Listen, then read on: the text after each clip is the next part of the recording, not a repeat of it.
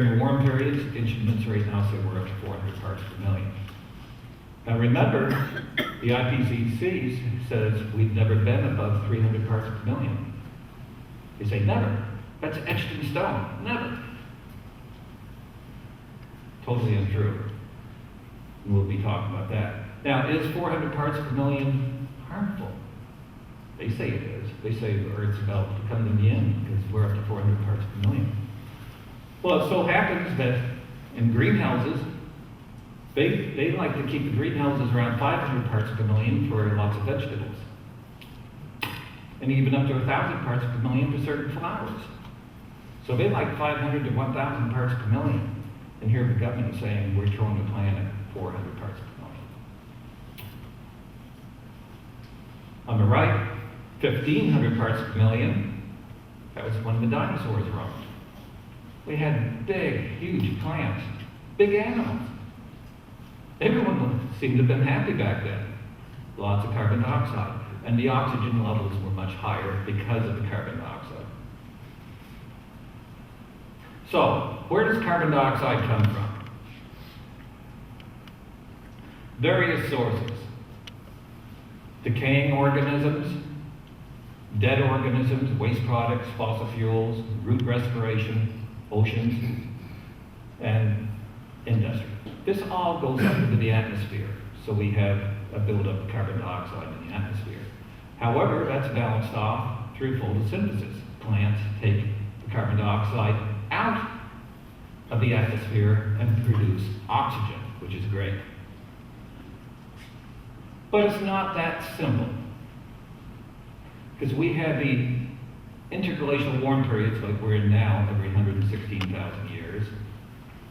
And we have global warming cycles, which are sort of mini cycles of the interglacial every 230 years. And we happen to be at the peak of both of those right now. And even changing seasons, winter to summer. These all make huge changes in the carbon dioxide.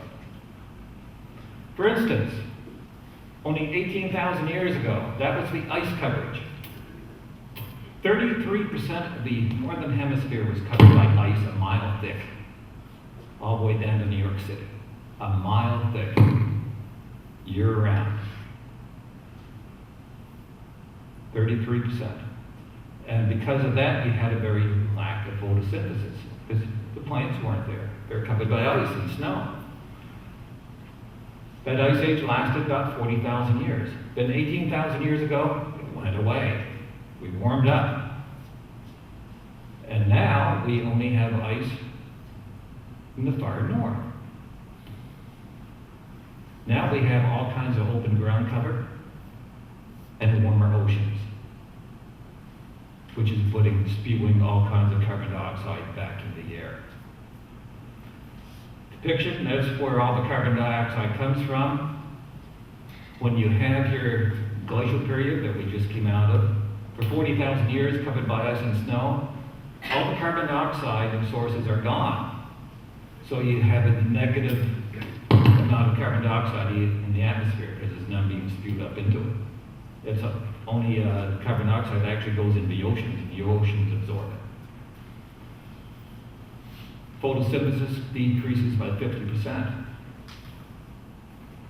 Then the glacial period goes away 80,000 years ago. When it goes away, all the sources of the carbon dioxide come back. Comes back, and it's all spewed into the atmosphere. Oceans that have been storing carbon dioxide for 40,000 years all of a sudden dump it back into the atmosphere.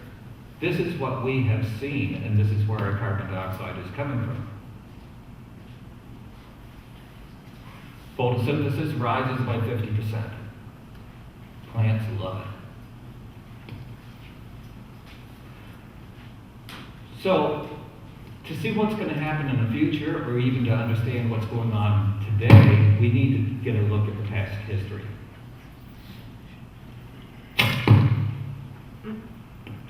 So we can get a look at the past history by the grandchildren say on Santa Claus. I've been around for a long time, so that's me, my thermometer. I've been taking records here for thousands and hundreds of of thousands of years. That's one way we could get the information. Instead, what the IPC likes is, what do you think this is? The picture of. It's a piece of ice. Within the ice, we have air bubbles.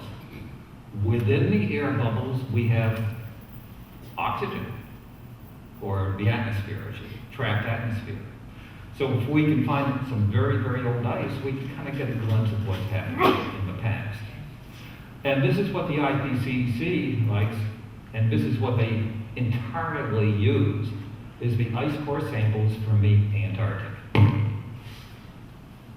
But there's some problems. Now this is the typical ice core sample at Lake Vostok, in the Antarctic, where they drill down 13,000 feet. That's a lot of ice, 13,000 feet into the bed of a lake, or into a lake.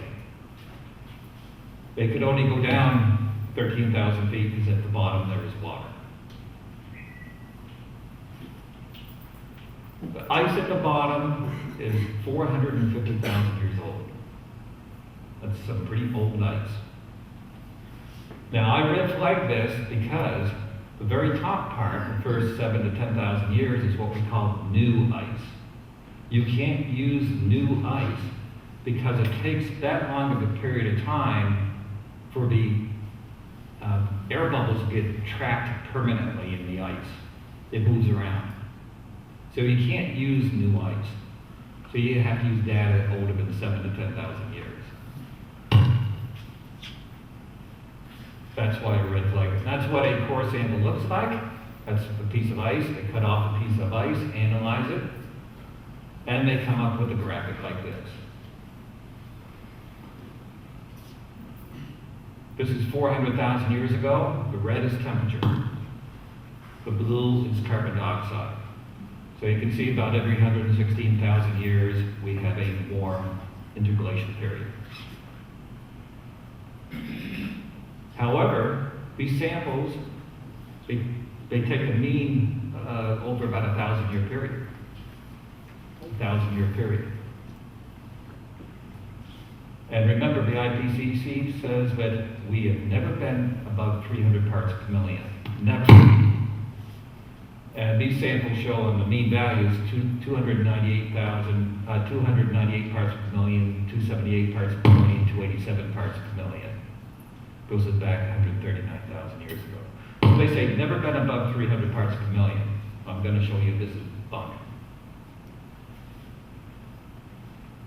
Good starting point. Here's the United States temperatures going back from 1880 up until present. On the United States temperatures, what you see is these are the annual temperatures in the black. Annual temperatures. What they do is take a 5-year running mean. They add up 5 years, divide by 5. That's to smooth the curve so they can get the red line so you can see it better. When you do that, you miss the peaks. You're missing the real warm years. They're gone. They've been averaged out. Just averaged right out.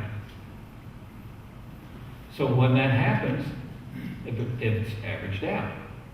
So now we go back to the long-term data from core samples. And remember, this is averaged over 1,000 years. Well, we've averaged out all the peaks or spikes in temperatures and carbon dioxide. They're gone. But the IPCC won't recognize it. They say, oh, no. This is etched in stone. It's never been any higher. That's not true. So what we'd expect is, here's 298 parts per million back 338,000 years ago. We'd expect there has to be a huge spike up there, way up into the 300s, maybe even 400. It'd have to be. That's why I've red flagged it. Another reason I've red flagged it, we're looking at the ice core sample, 338,000 years ago. Before that, about 40,000 years, it's very cold in an ice age. Very cold. So the carbon dioxide was very low, the temperature was very low. Then over about a 10,000 year period, it warmed up. and temperature peaked out. But the carbon dioxide rises lagged behind the temperature rise by about 800 years. Temperature goes up first. Al Gore says carbon dioxide goes up first. Well, I guess he hasn't read the science magazines at all. Because really, the temperature goes up first. This is proven science. I'm not making this up. You can Google it anywhere. Every science, that any scientist out there that knows anything knows this is a proven fact. Temperature goes up first, carbon dioxide comes up later. Carbon dioxide, back about 330,000 years ago, peaked maybe 6,000 to 7,000 years after the temperature. 6,000 to 7,000 years later. And then you can see the temperature's falling like a rock, but the carbon dioxide's still up high. If carbon dioxide causes global warming, how could the temperatures be falling?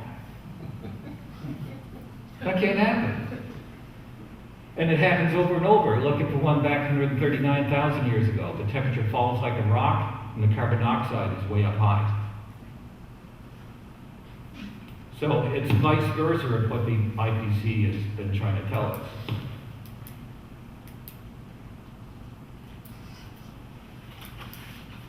So I did red flag that.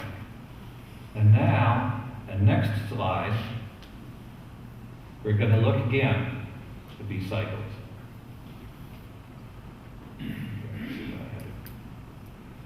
Back 338,000 years ago, I showed us coming out of a glacial cycle and warming up rapidly over about 8,000 to 10,000 years.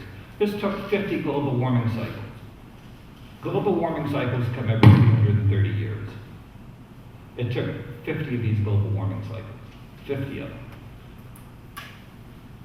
On the next cycle, back 250,000 years ago, it took 30 global warming cycles to get up to the peak. Back 139,000 years, it took 40 global warming cycles. Now we're in our present cycle that started 18,000 years ago. We warmed up, then it stopped about 11,000 years ago because we were getting into the new ice. You can't use the ice core samples anymore. So all of a sudden our data is not available starting about 7,000 to 11,000 years ago. But even back 11,000 years ago, we were at 260 parts per million on the ice core samples, which were very high. 260 compared to over here, 298, 278. But we're only halfway through this cycle on warming, and we're already very high carbon dioxide cycles, 11,000 years ago. But what we need to do now is reconstruct what has happened during this past 7,000 years, 7,000 to 8,000 years. Because we can't use the ice core sample. So we're going to look at this graphic one more time. I put a red flag on the right. The reason is we're going to try to see what's happened during the past 7,000 to 11,000 years. One thing we know is that 7,000 years ago, there was 50% less ice in the Arctic than today. 7,000 years ago, 50% less ice. So what that means is that was the peak of our interglacial period that comes every 116,000 years. That means we peaked out 7,000 years ago. That's our warmest time in history. So that's a good starting point. And 7,000 years ago, we were at 260 parts per million, the average. That's the long-term mean.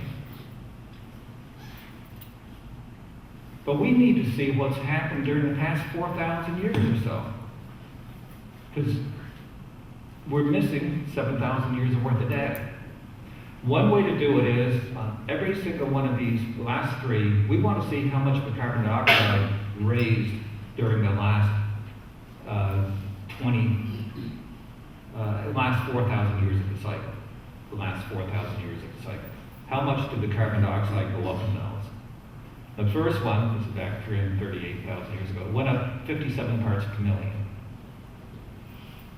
The next one went up 50.